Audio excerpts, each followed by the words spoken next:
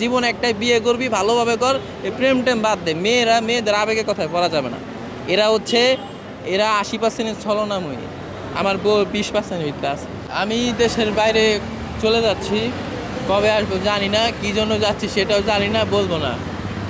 আচ্ছা, এমনি দেশবাসীর উদ্দেশ্যে কোনো বার্তা দিয়ে যাবেন কিনা আপনার নামে? দেশবাসীর উদ্দেশ্যে বার্তা দিলে কি হবে?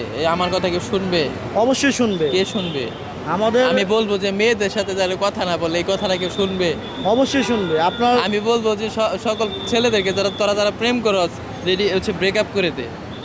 ওরা তো এগুলাকে শুনবে না, কারণ এখন তো শুনবে না। এই যে ৯-১-এর যে মামলা, আমাদের যে মামলা, যেটা ধারা হচ্ছে ৯-১, এই মামলা যদি খায় তাহলে বুঝবে জীবনটাতে কত কষ্টের।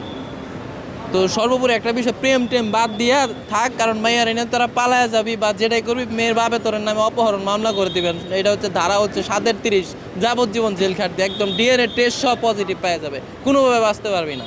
তো বিষয়টা হচ্ছে, সর্বোপরি বিষয় হচ্ছে